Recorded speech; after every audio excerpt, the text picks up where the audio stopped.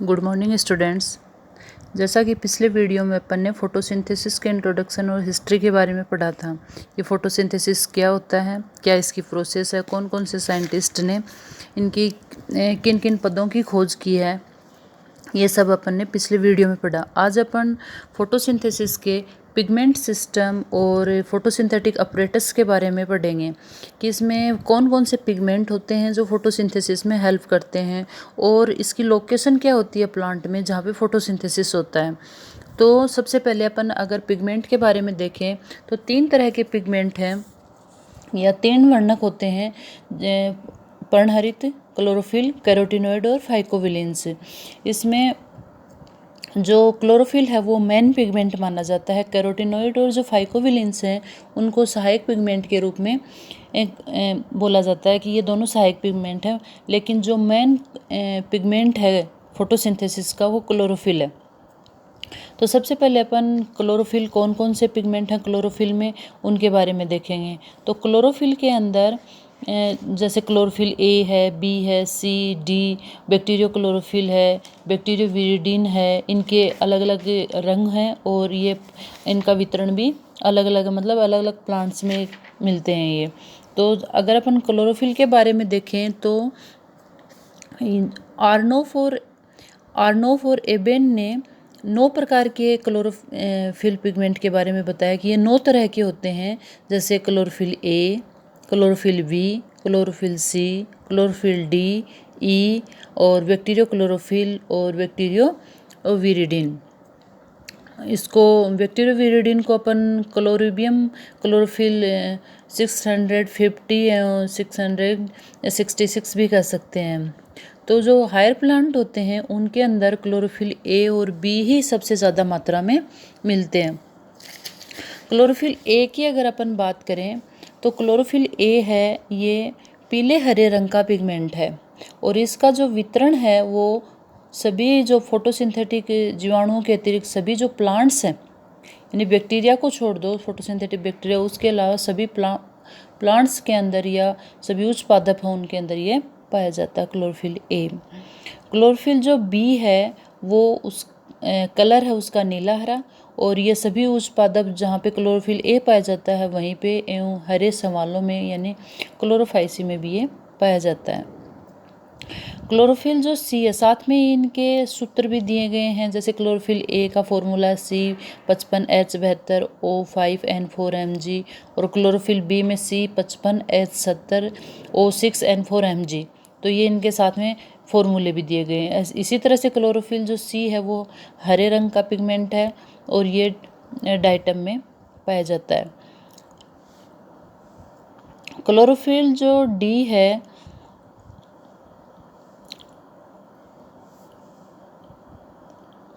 ये लाल सवालों में पाया जाता है। इस तरह से इनके सबके अलग अलग इनका वितरण है और इनका कलर है। इसी तरह से अगर अपन कैरोटिनॉइड का अध्ययन करें तो 2 तरह के कैरोटिनॉइड हैं, केराटिन्स एवं जेंथोफिल्स। जो केराटिन्स हैं वो ये क्या है, दोनों कैरोटिनॉइड नारंगी पीले रंग के हैं और ये फोटोसिंथेटिक जो बैक्टीरिया हैं, शैवाल हैं और हायर प्लांट हैं, इन सभी में पाए जाते हैं। तो एक तरह से कैरोटिनॉइड है वो क्लोरोफिल की हेल्प करने वाले पिगमेंट है।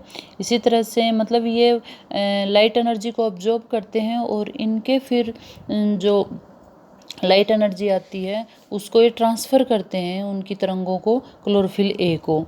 तो इससे अगला फाइकोविलेंस, तीसरा जिसको पिगमेंट बोलते हैं अपन, ये 2 तरह का है, फाइको इरिथ्रिन और फाइकोसाइनिन। फाइको इरिथ्रिन है वो रेड कलर का पिगमेंट है और फाइकोसाइनिन है वो ब्लू कलर का पिगमेंट है, और ये दोनों ही लाल और नील हरे जो सवाल हैं उनके अंदर पाया जाता है, जो क्रिप्टोफाइसी के अंदर आते हैं। उसके अलावा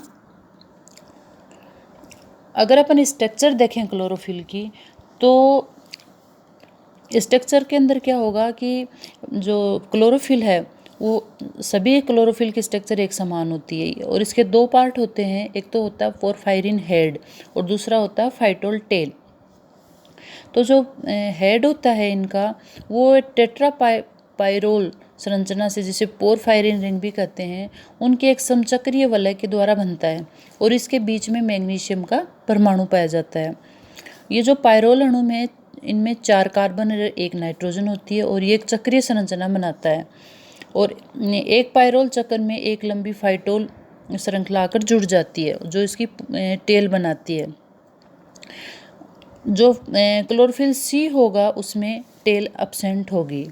तो क्लोरोफिल की अगर अपन पार्श्व श्रृंखला को अलग अलग पर्णहरितों में भिन्न भिन्न होती है, इसी वजह से वो उनके अलग अलग वो प्रकार बन गए, जैसे ए बी सी इस तरह से। तो क्लोरोफिल ए में मेथिल समूह एवं पर्णहरित बी में एल्डिहाइड समूह होता है और इन पार्श्व श्रृंखलाओं के कारण इनके अवशोषण स्पेक्ट्रम भी भिन्न भिन्न होते हैं। मतलब क्लोरोफिल ए बी सी इनके अवशोषण स्पेक्ट्रम अलग अलग पाए जाते हैं। अब है जो कैरोटीनॉइड को क्या कहा गया, एक तरह से सहायक वर्णक कहा गया है। ये 2 तरह का है, एक तो कैरोटीन और दूसरा है जेंथोफिल। तो कैरोटीन है वो नारंगी रंग का है और जेंथोफिल जो है वो पीले रंग का है। और ये दोनों ही क्या करते हैं, फोटोसिस्टम फर्स्ट और सेकंड में पाए जाते हैं। ये नीले और हरे प्रकाश का अवशोषण करते हैं और लाल और पीला प्रकाश को ये परावर्तित करते हैं, क्योंकि खुद इनका कलर है वो लाल पीला पाया जाता है। और जो कैरोटीन में बीटा कैरोटीन सबसे महत्वपूर्ण है इनमें, और ये गाजर को नारंगी रंग प्रदान करता है बीटा कैरोटीन। मुख्यतः नीले बैंगनी क्षेत्र के प्रकाश अवशोषण करते हैं ये, जैसे 4500 से 5000 एंगस्ट्रॉन का जो क्षेत्र होता है उसका। जेंथोफिल में भी कैरोटीन अथवा जो ऑक्सीजन युक्त कैरोटीन होते हैं उसका उदाहरण है लाइकोपीन। तो इस तरह से ये जो कैरोटीन है ये पानी में अघुलनशील होते हैं और कार्बनिक विलायकों में ये घुलनशील होते हैं। और उसके अलावा अब तीसरा जो वर्णक है वो है फाइकोबिलिन्स क्या करता है, ये नील हरित सवाल और क्रिप्टोमोनाइड में मिलते हैं। ये पानी में घुलनशील होते हैं, जबकि जो कैरोटीनॉइड थे ना वो पानी में अघुलनशील थे। तो फाइकोबिलिन्स 3 तरह के होते हैं, फाइकोइरिथ्रिन, फाइकोसाइनिन और एलोफाइकोसाइनिन। इनमें जो फाइकोसाइनिन, ये सभी जो तीनों फाइकोबिलिन्स हैं ये क्या करते हैं, प्रोटीन से जुड़े रहते हैं और इसलिए इनको फाइकोबिलोप्रोटीन भी कहते हैं। और ये अल्ट्रा वायलेट एवं जो लघु तरंगें होती हैं प्रकाश की उनको अवशोषण का कार्य करते हैं। तो 2 तरह के फाइकोबिलिन्स हुए इस तरह से, एक तो है फाइकोसाइनिन ये नीले रंग के और फाइकोरिथ्रिन लाल रंग के मतलब होते हैं। और ये रोडोफाइसी, साइनोफाइसी और क्रिप्टोफाइसी में पाए जाते हैं। इसके अलावा ये जो अपना विजिबल स्पेक्ट्रम होता है उसमें 5000 से 6000 एंगस्ट्रॉम का जो प्रकाश होता है उसको अवशोषित करते हैं ये, और अवशोषण के बाद में क्लोरोफिल को ट्रांसफ़र कर देते हैं। इस तरह से अगर इनका अवशोषण स्पेक्ट्रम देखा जाए तो ये 3900 से लेकर 7000 एंगस्ट्रॉन या 390 से 700 नैनोमीटर की परास का होता है, जो जिसको अपन दर्शे स्पेक्ट्रम भी कहते हैं। इसी में ये सारी तरंग दैर्घ्य हैं ये फोटोसिंथेसिस के लिए अब्जॉर्ब होती हैं और ये तीनों ही वर्णक हैं वो इसमें हेल्प करते हैं। जैसा कि नीचे एक स्पेक्ट्रम दिखाया गया है उसमें इलेक्ट्रोमैग्नेटिक स्पेक्ट्रम है, उसमें जैसे सबसे पहले वेवलेंथ के हिसाब से गामा रेज हैं, एक्स रेज हैं, यूवी हैं, इंफ्रारेड हैं। और यूवी और इंफ्रारेड के बीच में एक अपना ये विजिबल वाला आ जाएगा और उसके बाद में लास्ट में रेडियो वेव्स हैं। यहाँ पे यूवी और इंफ्रारेड के बीच में जो विजिबल है वो ही अपना एक्सन स्पेक्ट्रम दर्शाता है। उसमें वो 7 रंग है, जैसे जिसको अपन विबग्योर के नाम से जानते हैं कि बैंगनी है, इंडिगो है, ब्लू है, ग्रीन है, येलो है, ऑरेंज है और रेड है। तो इस तरह के ये जो 7 रंग है दर्शे स्पेक्ट्रम के, ये एक एक्सन स्पेक्ट्रम बनाते हैं, जैसे नीचे एक ग्राफ के द्वारा दर्शाया गया है। इसमें रेट ऑफ फोटोसिंथेसिस भी दिखाई गई है। ये ग्राफ में कौन से कलर के ऊपर सबसे ज़्यादा फोटोसिंथेसिस होता है और किस पे सबसे कम होता है। इस आधार पे अगर अपन देखें तो इनमें 3900 से लेके और जो 7000 का एंगस्ट्रॉन का जो वेवलेंथ का जो वो है रेंज है, उसमें ही अपने सारे ये जो कलर हैं या ये पिगमेंट है ये लाइट को ऑब्जर्व करके और फोटोसिंथेसिस में हेल्प करते हैं। अगर ये देखा जाए तो जो हरे रंग का जो प्रकाश है उसमें उसको अवशोषित नहीं किया जाता है, ये परावर्तित हो जाता है और इसमें फोटोसिंथेसिस नेग्लिजिबल है। इसके अलावा जो नीले व लाल प्रकाश है उसके अंदर फोटोसिंथेसिस है वो सबसे अधिक होता है।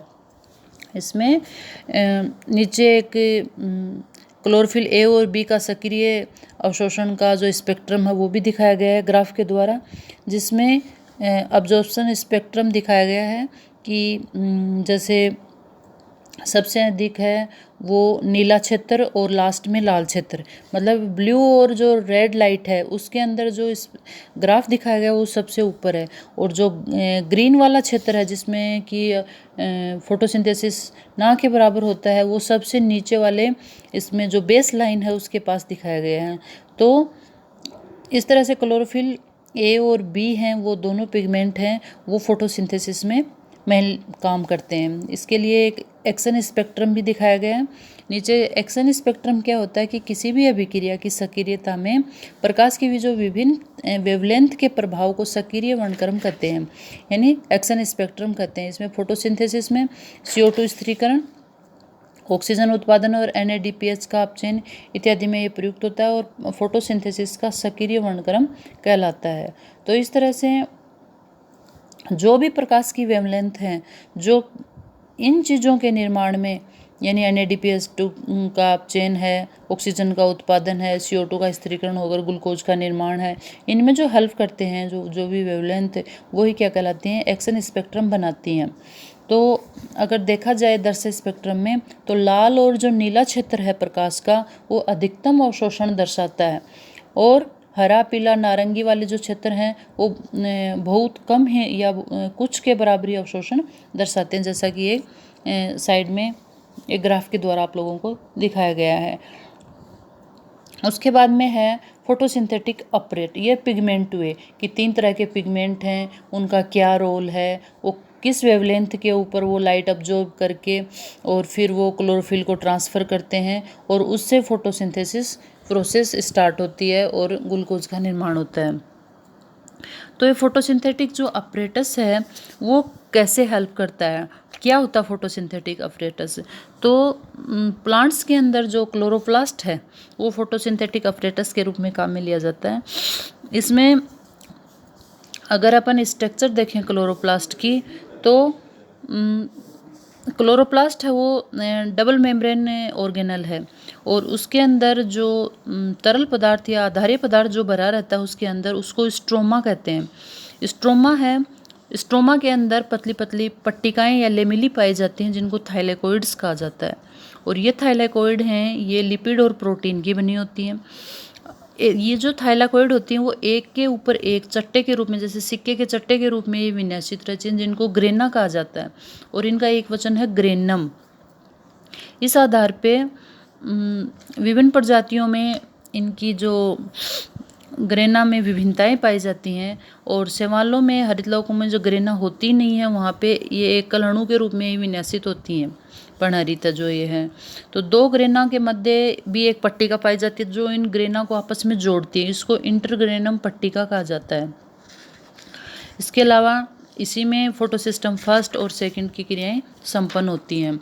तो जैसा नीचे एक डायग्राम में आप लोगों को क्लोरोप्लास्ट की स्ट्रक्चर दिखाई गई है कि क्लोरोप्लास्ट डबल मेम्ब्रेन स्ट्रक्चर है और इसके अंदर का जो भाग है उसको स्ट्रोमा मैट्रिक्स कहते हैं, और उसके अंदर ग्रेनम पाई जाती हैं, और ग्रेनम है ये एक चट्टे के रूप में जमी हुई ग्रेना का ही बहुवचन ग्रेनम है, नहीं सॉरी ग्रेनम का बहुवचन ग्रेना है, और इनके बीच में एक पटलिकाएं पाई जाती हैं जो 2 ग्रेना को आपस में जोड़ती हैं जिनको इंटरग्रेनम लेमिली कहते हैं। उसके अलावा नीचे इसमें ग्रेना की आंतरिक संरचना भी दिखाई गई है कि जो थाइलाकोइड की सतह है उसमें बहुत सारी कणिका में संरचनाएं पाई जाती हैं जिनको क्वांटोसोम कहते हैं, और जो इनका जो आमाप होगा क्वांटोसोम का वो 100 गुणा 200 एंगस्ट्रोम के होता है, और इसमें 230 अणु पर्णहरित के अणु विद्यमान होते हैं। तो जो पर्णहरित क्लोरोफिल जो होता है वो क्लोरोप्लास्ट के क्वांटोसोम में पाया जाता है, और अगर अपन देखें कि ये जो क्लोरोप्लास्ट है इसको सेमी ऑटोनोमस ऑर्गेनेल भी कहा जाता है, क्योंकि इसके अंदर जो डीएनए है खुद का आरएनए है और खुद में रेप्लिकेशन की क्षमता पाई जाती है। तो डीएनए है वो 0.5% होता है, आरएनए वो 3.5% या 3 से 5% के बीच में होता है। इसके अलावा इसमें प्रोटीन पाया जाता है जो कि 40 से 50% होता है। फॉस्फोलिपिड होता है इसमें 23 से 25% के बीच में, और 5 से 10% क्लोरोफिल होता है। कैरोटिनोइड भी 1-2% होता है, और कई तरह के एंजाइम्स और विटामिन्स ई भी पाए जाते हैं, के भी पाया जाता है। कुछ मात्रा में इसमें मेटल्स भी पाई जाती हैं, जैसे मैग्नीशियम है, आयरन है, कॉपर, मैंगनीज, जिंक है।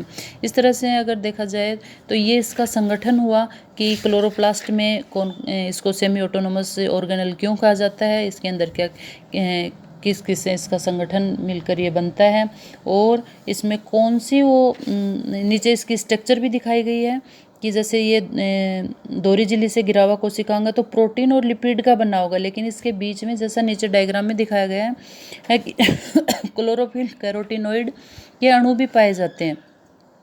इस तरह से ये यूनिट मेम्ब्रेन की तरह कार्य करता है। तो ये आप लोगों को आज क्लोरोप्लास्ट और पिगमेंट सिस्टम के बारे में बताया कि किस रूप में फोटोसिंथेसिस में क्लोरोप्लास्ट के अंदर पिगमेंट सिस्टम में है वो फोटोसिंथेसिस में हेल्प करते हैं। Thank you.